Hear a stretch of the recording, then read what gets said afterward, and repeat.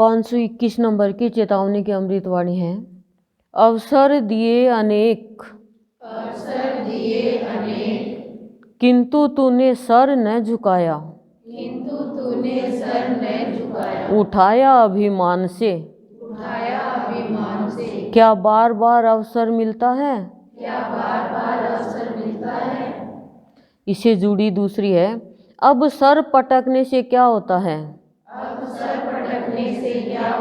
अवसर चूके डोमनी गाए आल पाताल।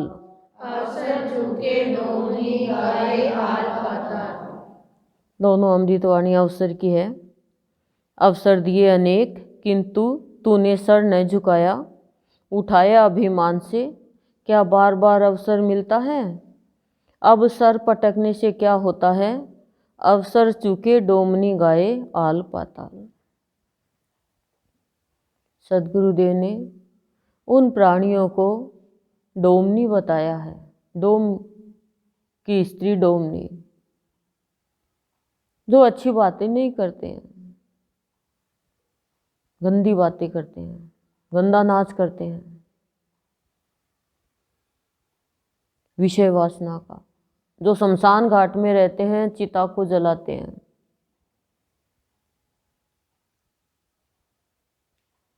और जलाने का कर लेते हैं।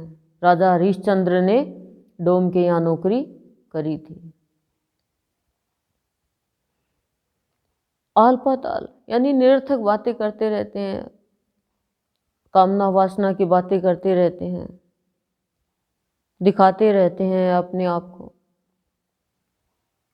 तो कह रही हैं सबसे पहला अवसर, ऐसे लोग अवसर चूक जाते हैं। अवसर तो सबको मिलता है, एक नहीं अनेकों बार अवसर मिलता है, लेकिन अभिमान के कारण, अज्ञान के कारण अवसर को चूक जाते हैं। माया के कारण, काम के कारण, ये सब अज्ञान ही है। फिर पछताते हैं जब कोई दूसरा लाभ उठा लेता है। तभी तो मैं कहती हूँ ना, मना मत करो, मना मत करो। गुरुदेव के काम के लिए कुछ भी कहे तो आधी रात को भी तत्पर रहो। दूसरे दिन सो लेंगे, दोपहर में सो लेंगे, काम तो बाद में भी कर लेंगे। ये काम का अवसर मिला है तो कोई रोके तो रुके नहीं। तो कह रहे हैं मैंने तो बहुत अवसर दिए, गुरुदेव कह रहे हैं मनुष्य को। जैसे दुर्योधन को बहुत अवसर दिए कृष्ण भगवान ने समझाने के, धृतराष्ट्र को समझाने के लिए खूब अवसर दिए कि महाभारत का युद्ध रोक दे। स्वयं खुद भगवान शांति दूत बनकर आए, लेकिन वो नहीं समझा। फिर गांधारी भी सर पटक रही है, धृतराष्ट्र भी रो रहा है, दुर्योधन भी पछता रहा है। जब अश्वत्थामा द्रौपदी के 500 पुत्रों की गर्दन काट कर ले आता है, तब दुर्योधन पछताता है, बस मरने ही वाला है। उस समय अश्वत्थामा कहता है कि मैंने बदला ले लिया। देख दुर्योधन, दुर्योधन ने कहा ये क्या किया तूने, हमारा तो सारा वंश ही खत्म कर दिया। आज मुझे एहसास हुआ है कि बदला लेने की भावना अपनों को ही खत्म कर देती है। अब क्या फायदा, अब आल पाताल गाने से क्या फायदा।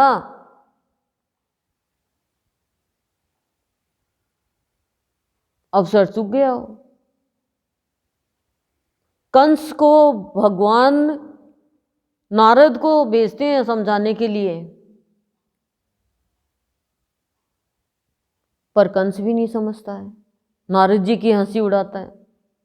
रावण को समझाने के लिए हनुमान जी को भेजते हैं, अंगद को भेजते हैं, पर रावण भी नहीं समझता है।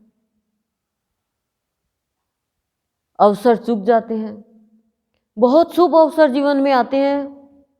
हम यहाँ सत्संग में भी बहुतों को अवसर देते हैं, लेकिन अपने अहंकार के कारण अहंकार ऊपर करके ओ बस हम नहीं करेंगे तो पता नहीं क्या हो जाएगा। ये मनुष्य की गलती नहीं है, ये अहंकार की गलती है। और हम सब में ही आता है ये, मैं ही सेवा कर रही हूँ, मैं ये कर रहा हूँ, मैं ये कर रही हूँ, मेरे को ही अवसर मिला है तो उसमें क्या है, मैं क्यों करूँ, मैं तो नहीं करूँगी।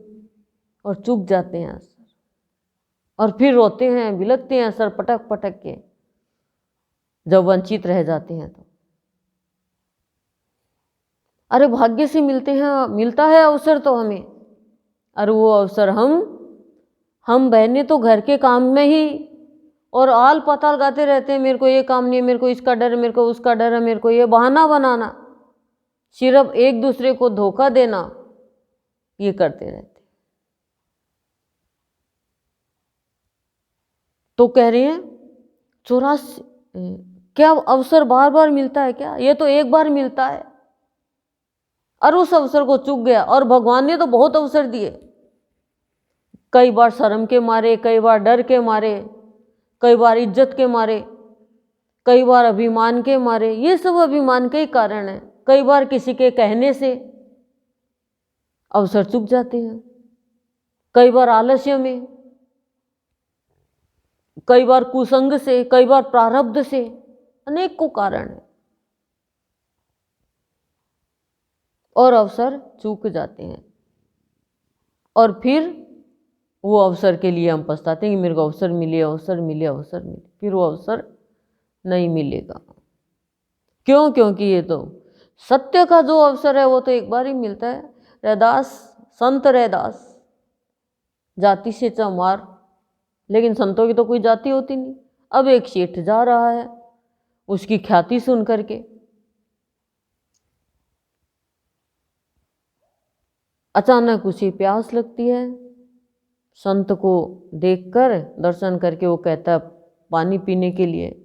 तो रैदास जो संत है वो अपने चप्पल जूते बना रहा, गांठ वो धागे से सील रहा है चमड़े को।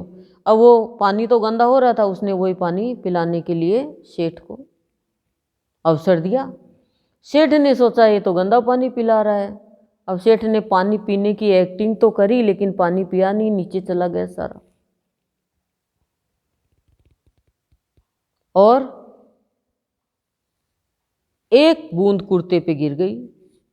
कुर्ते पे बूंद गिरते ही वो लाल रंग का हो गया। क्यों? क्योंकि चमड़े का पानी था।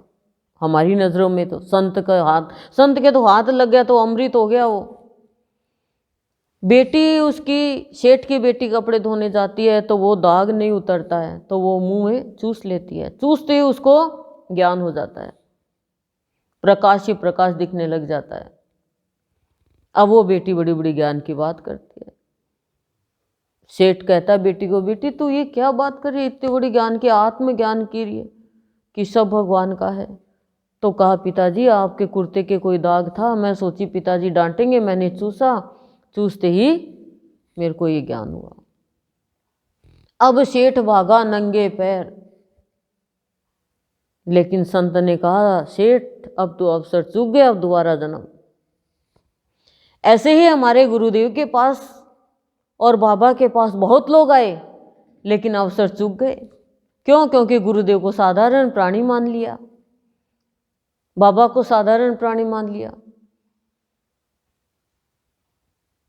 संत के पास बैठने का अवसर मिला, संत के साथ सोने का अवसर मिला भक्तों को, संत के सम्मुख बैठने का, वार्तालाप करने का अवसर मिला, संत के साथ खाना खाने का अवसर मिला, संत की सेवा करने का अवसर मिला साक्षात, लेकिन अवसर चूक गए। अवसर चूक गए और फिर पछताने से क्या फायदा। कई बहनें बताती है कि हम पहचाने ही नहीं, हम पहचाने ही नहीं। संत जाते थे, गुरुदेव जाते थे, उनके घर जाते थे, वहां जाते थे, पर हमने सोचा क्या हम काम में, बच्चों में लगे रहते। अब तो अवसर गया। तो यही हमें गुरुदेव समझाना चाह रहे हैं कि फिर सिर पटकने से कोई फायदा नहीं है। डोमनी के जैसे आल पताल निरर्थक बातें गाते रहो, रोते रहो, पछताते रहो और जन्म पे जन्म लेते रहो। अवसर तो एक बार मिलता है, उसके बाद अवसर नहीं मिलेगा। क्यों? कोई लाड साहब नहीं है कोई प्राणी कि भगवान का अवसर दे और फिर वो नखरा दिखाए अभिमान में आके और सत्संगी दिखाए तो साइड क्या होगा? दूसरा तुरंत ले लेगा अपने हाथ में, कंट्रोल कर लेगा। तो ऐसा हमारी लाइफ में होता है और हम चुक जाते हैं। ऐसा ही तो करते हैं हम। मेरा आदमी गुस्सा, अरे उसका गुस्सा सहन कर लेंगे, ये अवसर का तो फायदा उठाएंगे। और भी तो अवसर का फायदा उठाते हो। कोई अभी कहते कि सस्ते में कोई चीज़ आ रही है, भीड़ की भीड़ चली जाएगी, लेकिन वो सस्ते का रास्ता जानते हो, सत्य का रास्ता कहाँ जानते हो? संत की महिमा जानने के लिए कोई ग्रंथों की जरूरत नहीं है, सिर्फ सरलता की जरूरत है। तो तत्पर रहें। ओम शांति ही शांति ही प्रशांति।